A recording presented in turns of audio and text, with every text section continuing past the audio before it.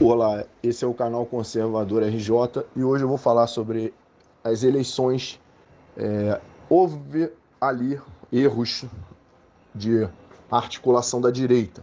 Muitas pessoas falam que o Bolsonaro mesmo, o próprio presidente Bolsonaro, demorou a se manifestar em apoio a alguns, apoiou nomes que não eram lá essas coisas, como o caso do Russomano em São Paulo, enfim. Primeira coisa que deve ser entendida em relação ao presidente. Candidato, em regra, não são dele, até porque ele ainda não tem o partido dele. Então, candidatos foram colocados ali por legendas. E ele, assim como todos nós, teve que fazer aquela opção entre provavelmente o menos pior, que é o caso aqui do Rio de Janeiro, a questão do Crivella. Crivella não é uma opção que a gente vota de bom grado, mas entre ele e toda outra rela que apareceu, ele se tornava o menos pior. Agora, no segundo turno, ele se torna a opção, né, de você não pular de cabeça nas pedras, que é dar a prefeitura para o Eduardo Paes. Da mesma forma que em São Paulo ele apoia o presidente apoia o Russomano, que também era, na visão, o menos pior, com chances reais de ser eleito, já que acabou o Russomano não indo e aconteceu o que aconteceu. Então a questão é o seguinte: o presidente tinha que apoiar alguém da mesma forma que qualquer um de nós. Você não tem o seu partido, eu não tenho o meu. Eu digo assim, eu não tenho um partido meu, onde eu seja o presidente, onde eu seja o dono, porque o termo é dono, né? Não é presidente que não troca. Eu não sou dono de um partido, da mesma forma que ele também não é dono de nenhum. Então ele tem que aceitar as escolhas que partidos fazem. Ele não pode chegar, esse aqui é o meu candidato, não é assim que funciona. Por isso, ele apoia, mas não é candidato dele. A direita se articulou mal por justamente ter tido esses problemas, mas eu culpo muito mais as legendas do que o próprio eleitor. O eleitor muitas vezes queria votar bem, mas ele se viu perdido entre nomes dúbios, nomes que surgiram aos 45 do segundo tempo, pessoas que não estavam tão bem conhecidas e pessoas que acabaram dividindo votos entre si, e enquanto outros já tinham todo um suporte das próprias legendas. Outro problema também foi que o brasileiro ainda vota em gente que é famosa, né? O nome tá lá, você tá vendo o cara na televisão, no YouTube, e você acaba votando nesse cara. Muitas vezes é, não entendendo a grande diferença entre ser famoso no YouTube, fazer vídeos até polêmicos e ser um membro do legislativo que tem outra missão. Mas a questão das urnas, né? Aí fica aquela discussão das urnas. Houve fraude, não houve fraude? Vai ficar no imaginário. Claro que a gente tem a nossa convicção. Ah, o meu imaginário pode não ser o de outra pessoa. Mas por que vai ficar no imaginário? Porque nós vivemos num sistema que já é uma fraude por si só. Ele já está numa fraude por si só. Ele não permite que você apure. Então, só para fazer um comparativo, é que quando você simplesmente tem um policial que fala, ó, esse cara estava armado, estava com droga, estava lá na boca de fumo, isso não é o suficiente para condenar. Por mais que a palavra do policial, a gente escute aquele termo, tem fé pública, essa fé pública tem que ser comprovada. Num processo isso não vai rolar. Quando você vai comprar numa loja e o cara se recusa a emitir a nota fiscal, a qualquer preço ele se recusa a emitir uma nota fiscal, o que você imagina? Que ou aquele dinheiro que você está dando a ele vai ser um caixa 2, que significa que ele vai sonegar imposto, ou que a origem daquela mercadoria não é lícita. Ou seja, você imagina, isso aí vem de contrabando, né, vem de descaminho, isso aqui não é lícito, porque o cara se recusa a emitir nota fiscal, ou mesmo que seja lícito, ele não quer pagar imposto.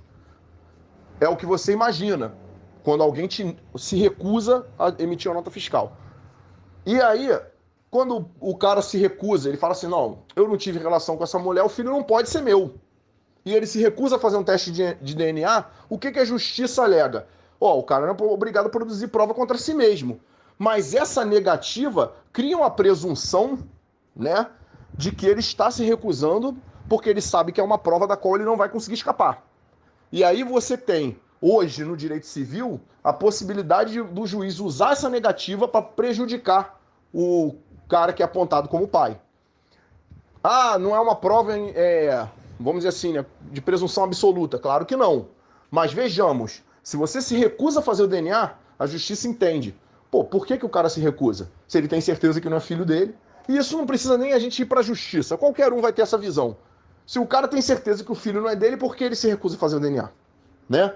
No entanto, a Justiça Eleitoral ela se recusa a imprimir comprovante de voto, alegando que basta a minha palavra, né?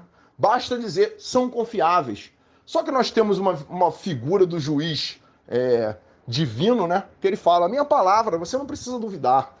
Imagine se esses juízes fossem policiais, né? Eles iam prender e acabou. Ó, tá preso porque eu entendo que ele é criminoso.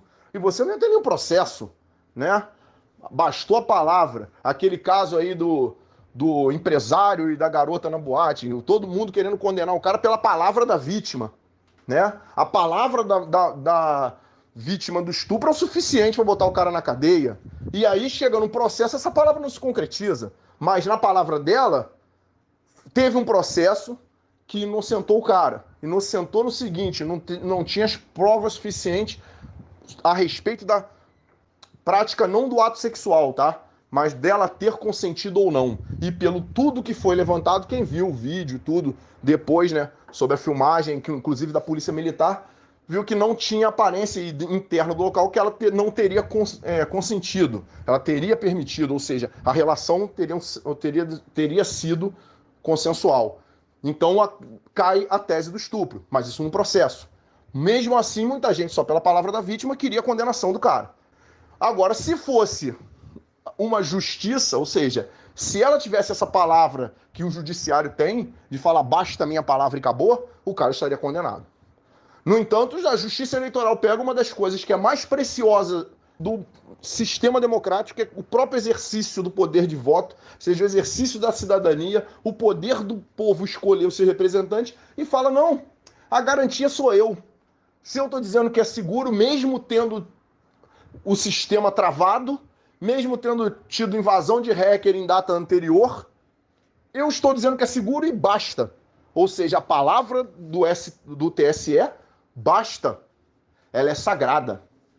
E aí, sinceramente, o nosso imaginário pode levar a gente para a discussão se houve ou não fraude. O que importa é, não existe como comprovar.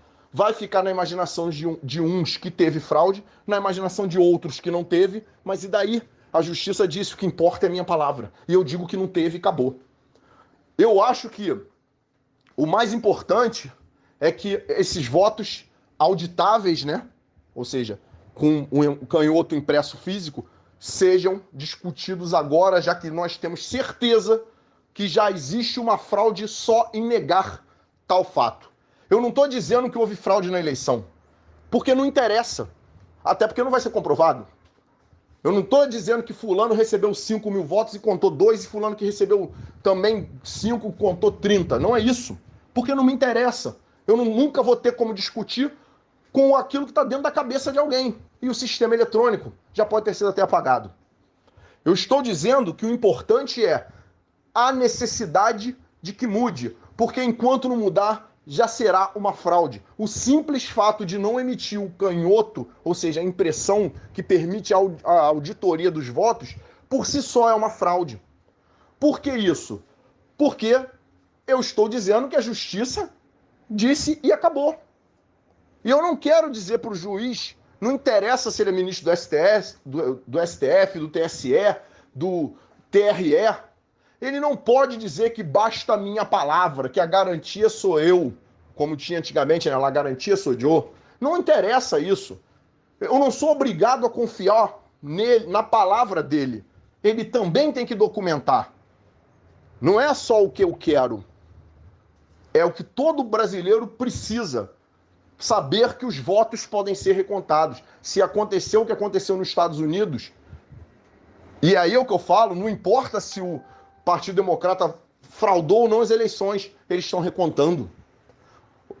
Independente de ter tido fraude ou não, de qual lado você acredita, ah, não, o Partido Democrata ganhou mesmo, o Partido Republicano ganhou, mas teve fraude, não importa. O que importa é, existe a possibilidade de ser recontado os votos. E aqui, não. Ou seja, é indiferente. A fraude já acontece a partir do momento que você não emite a notinha, por mais que você pague o imposto. porque eu nunca vou saber se você pagou ou não. A fraude já acontece aí, num primeiro momento. A fraude já acontece lá no início. Só em negar o fato de você poder auditar a eleição.